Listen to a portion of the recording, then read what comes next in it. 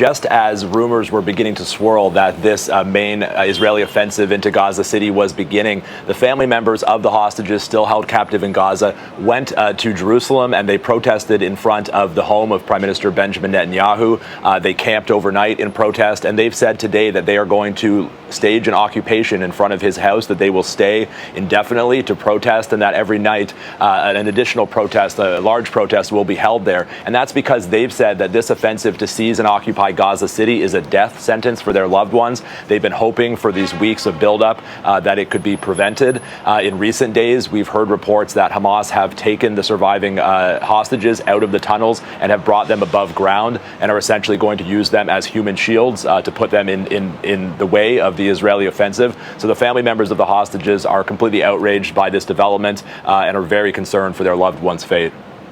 And what has been the IDF's rationale in persisting or pursuing this ground offensive at this point?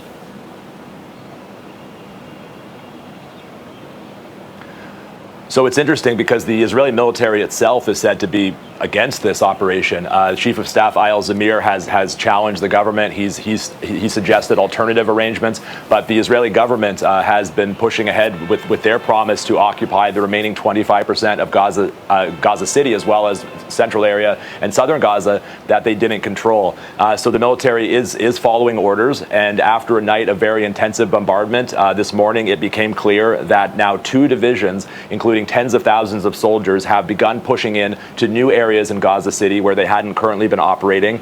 We understand that in the coming days, an additional division, including tens of thousands of more soldiers, will join them. I should note that this is expected to be a gradual and phased operation, so it's not like they're going to drive into the center of Gaza City in the next few days. But it is a major escalation. They say they're destroying Hamas infrastructure. And in preliminary operations on the outskirts of Gaza City over the past weeks, what destroying Hamas infrastructure, including tunnels, has essentially meant is destroying thousands and thousands of buildings, including civilian homes. Satellite imagery of those areas that they've been operating in, neighborhoods like Zaytun and Sabra and Shajaya, has shown that large swaths of those neighborhoods are now completely flattened and in some cases bulldozed. So we'll see if a fate like that is in store for the new parts of Gaza City they are entering. Blake, most certainly a major escalation, because in real time, as I'm speaking to you, this is now the second bombing that we've just witnessed. So most certainly a very volatile situation on the ground. Can you share with us exactly what is happening on the ground insofar as those living in Gaza right now? Because a week ago, the IDF did order or issue that order for residents to evacuate the city. But one can only wonder if there are no impediments for those who want to leave, that in as much as there has been this call to say evacuate, is it not too difficult if certain routes are blocked? Absolutely. So the military again reiterated their demand that the civilian population leave, calling Gaza City a dangerous combat zone, saying go to the south. Now, there's some 1 million people in Gaza City, and the military has said now that they believe 350,000 have left. So there's still 650,000 civilians remaining in Gaza City. I spoke to a contact of mine today, and he described scenes of chaos. He said that people who want to leave, there's often not vehicles to take them. The cost of how much it is to be relocated, to pay to have you and your family relocated from Gaza City to the south, has now increased to $2,000. Of course, that is far beyond the means of many people in Gaza in this situation. And even people who can afford to leave and who are leaving, the road, it's one coastal road from Gaza City down to the Molasse area where people have been ordered to go. And he says that road is now so choked with vehicles that a drive that should take 20 minutes can take upwards of 7 hours. So scenes of desperation in Gaza City. Of course, many other people say they're unable to leave even if they wanted to because they're too sick or they're too injured. Of course, Gaza City is the epicenter of the famine that the UN says is gripping much of Gaza. And still other people say that they don't think anywhere in Gaza is safe, so they intend to remain where they are. And of course, if this operation reaches the center of Gaza City, it's going to become very dangerous. And a very important point that you raised there around the inability to actually move. It's not that you have residents that are not heeding the call, but would that not in a later situation be seen as a clear contravention of international convention when we speak of what can and cannot take place in war? That you have now ordered people to evacuate, but there's simply no means. You've got one road as you speak of. Beyond that, it's also become quite costly for many people to move. I mean, if you're trying to move 1 million people at one go, most certainly there would be a delay. But if you already now have activated your ground incursion, people will die. But they will be blamed and said you didn't heed the call.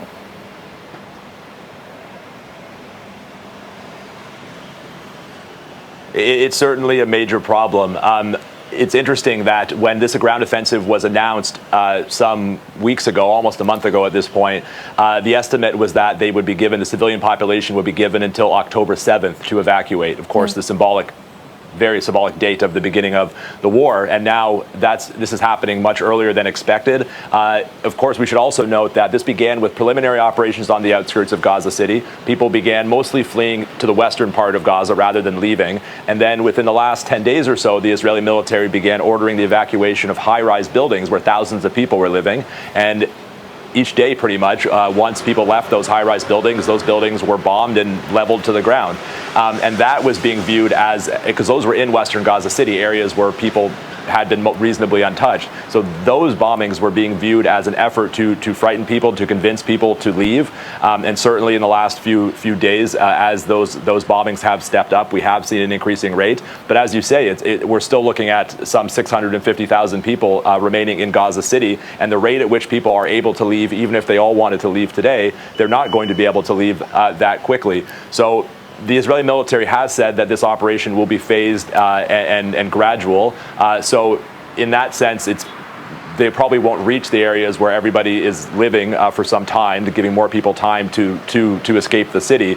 And it could even in of itself be an effort to convince more people to leave. But yes, the difficulties of leaving cannot be overstated. And then any reaction to this ground incursion by the Israeli allies, such as the United States or the UK at this point? Have they reacted?